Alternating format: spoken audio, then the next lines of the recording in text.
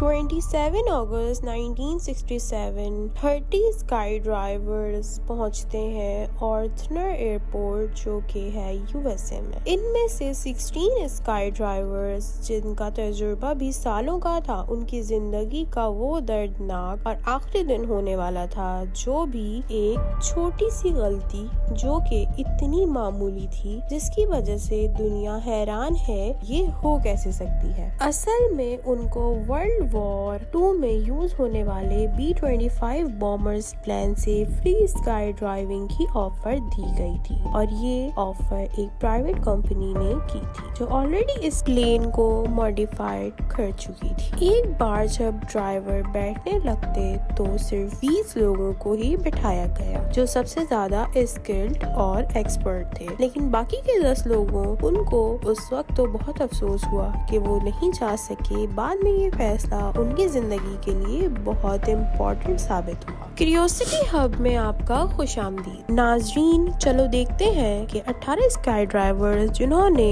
इस खुशी में जंप किया कि वो हिस्टोरिक प्लेन B-25 से जंप कर रहे हैं जो उनको किस्मत लग रही थी, वो कैसे बदकिस्मती में बदल गई। ऐसा क्या हुआ जो एक्साइटमेंट थी वो खौफ में कैसे बदल गई। जैसे जैसे वो नीचे जा रहे थे वैसे ही उनके जिंदा रहने के चांस भी कम होते जा रहे थे। 27 अगस्त वाले दिन दोपहर के 3 बजे प्लेन टेक ऑफ कर जाता है जिसमें 20 स्काई ड्राइवर्स मौजूद होते हैं। प्लेन के हिसाब से 18 ड्राइवर्स को प्लेन ने 20,000 फीट तक ले जाना था और बाकी के 2 ड्राइवर्स को 30,000 फीट से जंप करवाना था। जैसे ही प्लेन टेक ऑफ करता है उसके साथ एक छोटा प्लेन 180B भी टेक ऑफ करता है जिसने 12,000 फीट तक जाना होता है और उसका काम भी ड्राइवर्स की वीडियो कैप्चर करना था। प्लेन के मुताबिक B-25 अपनी यूजुअल स्पीड के साथ टारगेट हाइट तक पहुंच रहा था और साथ में दोनों पायलट्स ATC से भी कांटेक्ट में थे क्योंकि लोकेशन का पता और किसी तरीके से पॉसिबल नहीं था, ना उस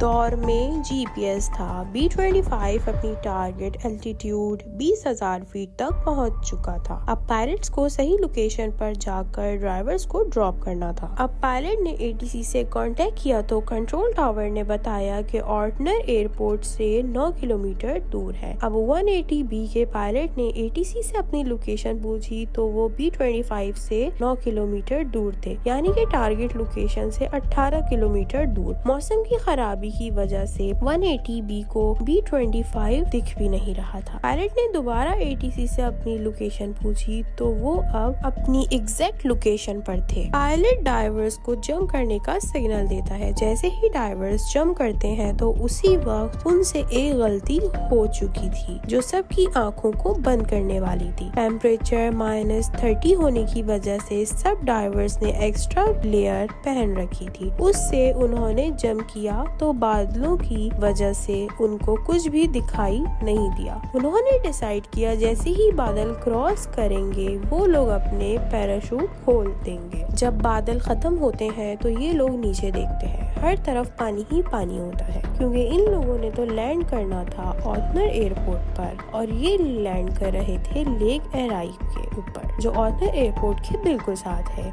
ये दुनिया की 4th बिगेस्ट लेक है जो कई 100 किलोमीटर तक फैली हुई है। खैर, डाइवर्स जब 3,000 फीट की हाइट पर ही थे तो उन्होंने फौरन से पहले अपना पैराशूट खोला कि किसी तरह वो लोग लेक के किनारे पर लैंड कर जाएंगे, लेकिन अफसोस ऐसा नहीं हुआ। जिस जगह पानी में लैंड किया वो जगह जमीन से 10 किलोमीटर दूर थी। उनका ख्याल था कि पानी में लैंड करने के बाद वो स्विमिंग करके बाहर आ जाएंगे, लेकिन बदकिस्मती से जो सूट उन्होंने पहना हुआ था पानी में जाने के बाद वजन से ही ज्यादा हो गया। 2 डाइवर्स ने पानी में जाने से पहले अपना सामान फेंक दिया था और टायर के रेस्क्यू का वेट करने लगे। बाकी के 16 डाइवर्स की तो बॉडीज को रिकवर करने में काफी दिन लग गए। इस हादसे ने पूरी दुनिया को हिलाकर रख दिया। फिर शुरू हुई इन्वेस्टिगेशन। आखिर किसी की गलती की वजह से इन लोगों को अपनी जान से हाथ धोना पड़ा। ATC का कहना था जब B-25 ने ड्राइवर्स को ड्रॉप किया तो वो लेक एराई से 10 किलोमीटर दूर एयरपोर्ट के बिल्कुल ऊपर थे और कहने लगे कि तेज हवा की वजह से स्काई डाइवर्स ड्रिफ्ट होकर लेक एराई में पहुंच गए। अगर मान भी लें कि वो ड्रिफ्ट होकर लेक एराई में चले गए, फिर भी ये डिस्टेंस 20 किलोमीटर बनता है। 10 किलोमीटर ऑर्टनर एयरपोर्ट से लेक का और 10 जहां वो लेक में गिरे थे। एक्सपर्ट्स ने उस दिन की हवा की स्पीड और हाइट को कैलकुलेट किया तो उन्होंने कहा डाइवर्स ड्रिफ्ट होकर ज्यादा से ज्यादा 5 किलोमीटर दूर जा सकते थे। यानी ATC के बयान में कुछ न कुछ गड़बड़ जरूर थी। लेकिन B-25 और 180B के पायलट्स का कहना था कि हमें हमारी लोकेशन ही गलत बताई गई। जब इन्वेस्टिगेशन की तो पता चला कि पायलट ने ATC से अपनी लोकेशन पूछी थी, तो उस वक्त कंट्रोल में शिफ्ट चेंजिंग हुई थी।